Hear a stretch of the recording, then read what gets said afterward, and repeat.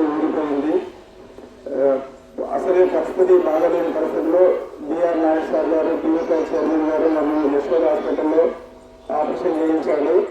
వైద్యులందరూ ఇది వైద్యానికి అసలు సహకరిస్తలేదు, ఏదైనా భగవంతుడి నిరాకరణ ఉంటే మాత్రమే ఇది సాధ్యమవుతుంది, మేమైతే చేసేంత వరకు చేసినామని వాళ్ళు చేతులు చేసిన సమయంలో మా గురుగారైన శ్రీ శ్రీ విఠలస్వామి గారు వచ్చి దీనికి ఎందుకు భయపడకు, నేను కాళీమాత మంత్రం చెప్తా, ఆ మంత్రం ధ్యానం చేయడం వల్ల మంచిగా మళ్ళీ ఇంకెన్నో మంచి పని చేయాల్సి ఉంటుందని చెప్పేసి కాళీమాత మంత్రం చెప్పడం జరిగింది.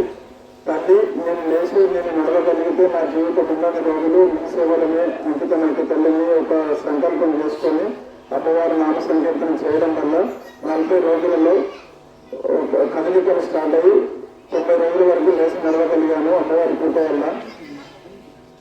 ఆ తర్వాత మా గురుగారు అయిన విఠలస్వామి గారు కాశీ, గయా, కలకత్తా, అస్సాం, కామాఖ్య, పూరి, సింహాచలం, అన్నవరం, విజయవాడ నుంచి దర్శనం చేయించుకొని తీసుకొచ్చడం జరిగింది. ఆ సమయంలో కాళీమాతను కలకత్తాలో తల్లి నీ నామస్మరణ చేయడం వల్ల నేను ఇంకా బాగైనా, నా జీవితంలో ఇంత మంచి అవకాశం ఇచ్చిన తల్లి అని దండం పెట్టుకొని నేను పూర్తిగా ఆరోగ్యంగా అయితే మీ దాకా సైకిల్ యాత్ర వస్తే తల్లి అని చెప్పేసి అని సంకల్పం చెప్తున్నాను.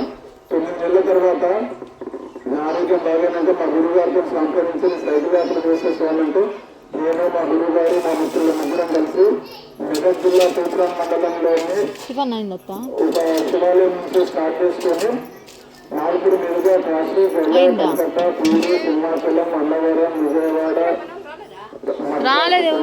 రామేశ్వరం వరకు 72 రోజులు సైకిల్ యాత్ర చేయడం జరిగింది. ఆ క్రమంలోనే ఒక చిన్న అమ్మవారి విగ్రహం తీసుకొచ్చి అక్కడ ప్రతిష్ట చేయడం జరిగింది.